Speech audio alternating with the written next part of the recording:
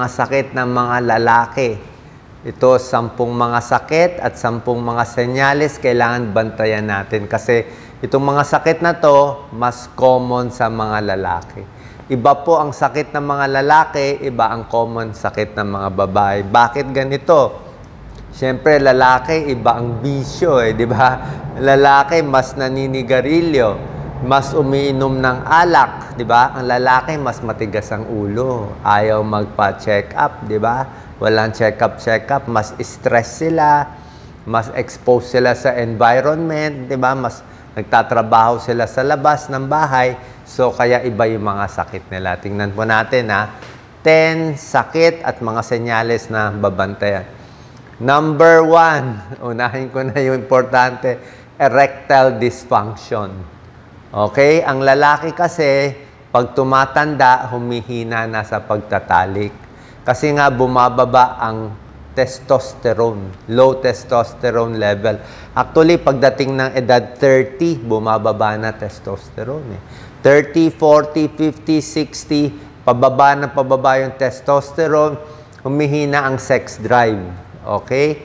Dati, araw-araw nagtatalik. Later on, once a week, mamaya once a month na lang. Kasi bumababa na testosterone level ng mga lalaki. Pag bumaba yan, lumalaki na ang tiyan. Okay? Lumalaki ang tiyan. Lumiliit ang muscle, mas nakakalbo na. Diba? Mas humihina na, mas pagod na lagi. So, lahat to nagkakos ng erectile dysfunction. Lalo na kung may diabetes. Diba?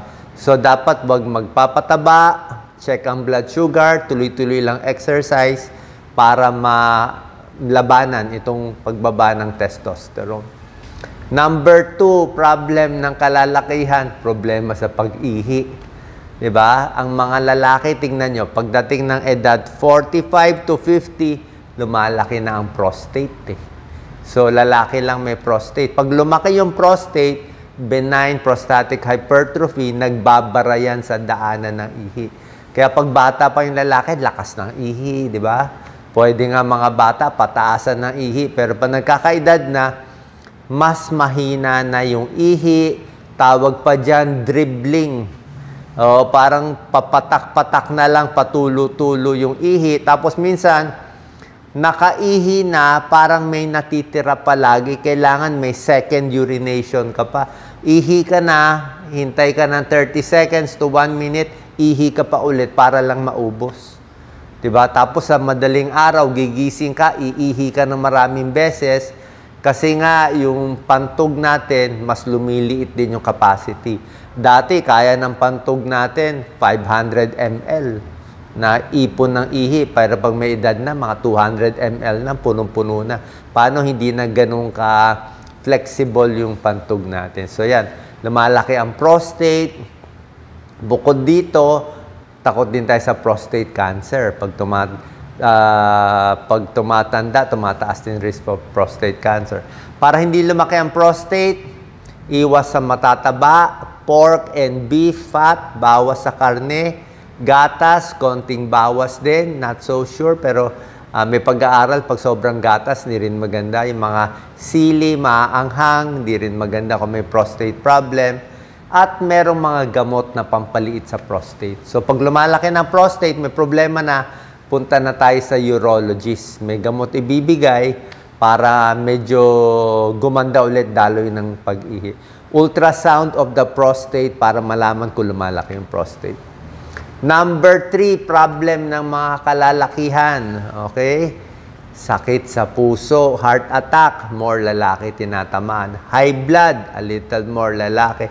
Diabetes, stroke. Bakit mga lalaki? Kasi lalaki smoker.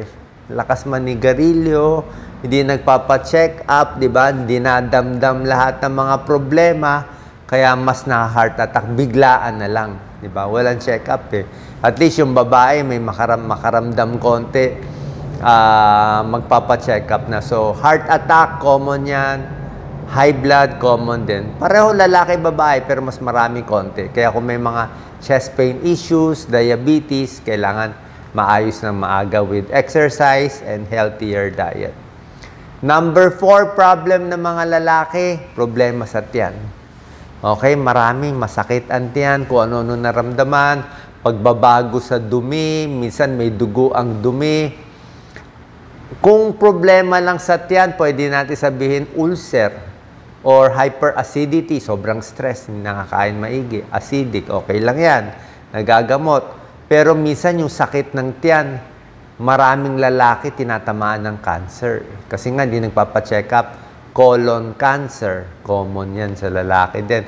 Pancreatic cancer, malakas uminom ng alak, liver cirrhosis, sasakit dito. Liver cancer, pwede rin.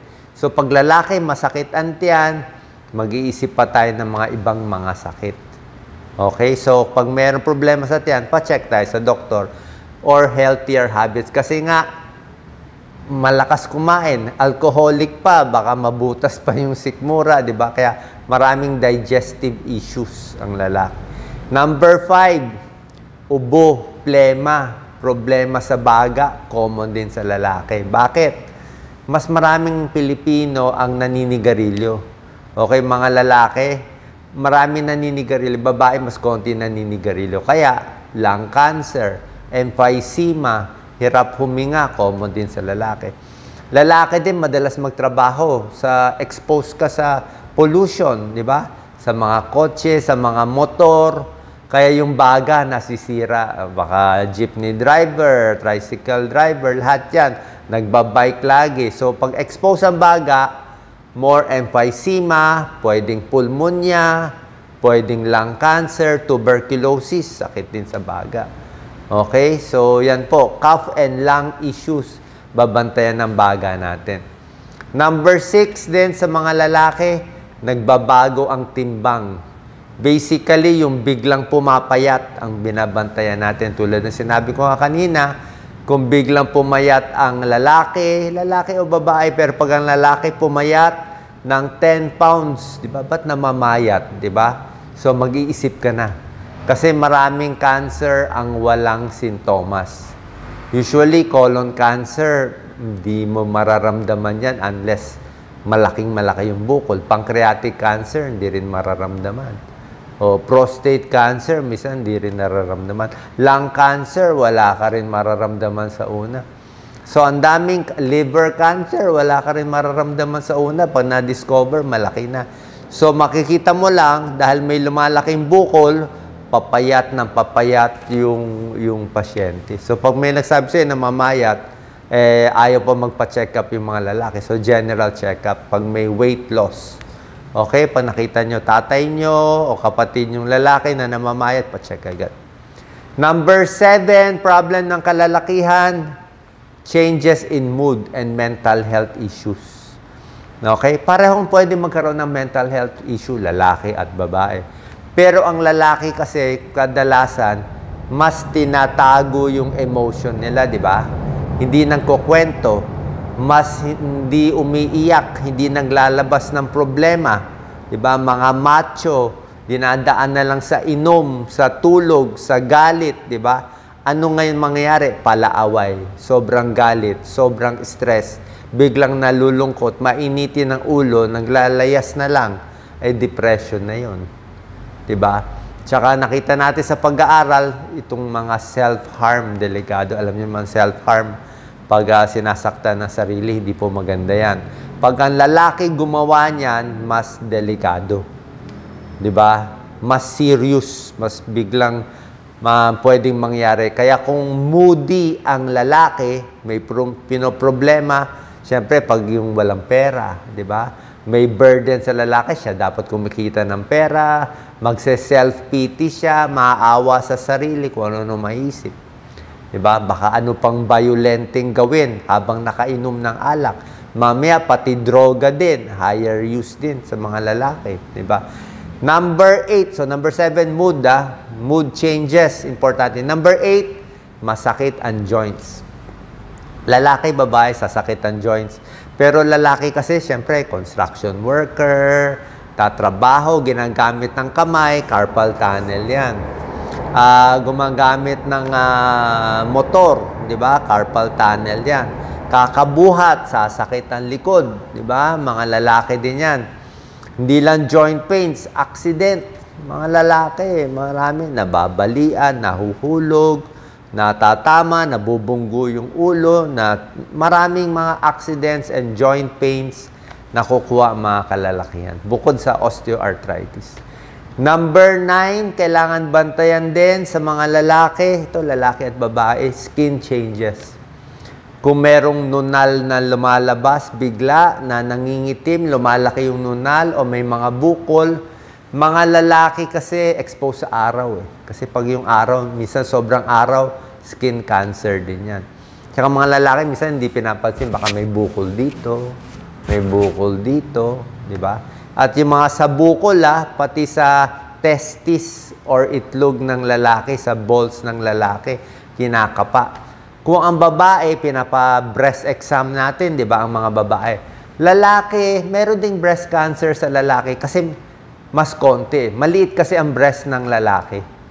Dahil maliit at konti ang breast tissue ng lalaki, less breast cancer. Pero ang lalaki, merong testis. So, pag yung balls ng lalaki, kinakapa din po yan. Kung may makakapa kayong matigas sa testis ng lalaki ng parang munggo, hindi po normal yon. Meron akong isang classmate na matay sa testicular cancer. Walang dahilan parang malas lang talaga O, batang edad na matay, testicular cancer. So, common yan sa lalaki. Prostate cancer, testicular cancer, yan ang binabantayan. And number 10, sa mga lalaki at babae din naman, lumalabo ang mata.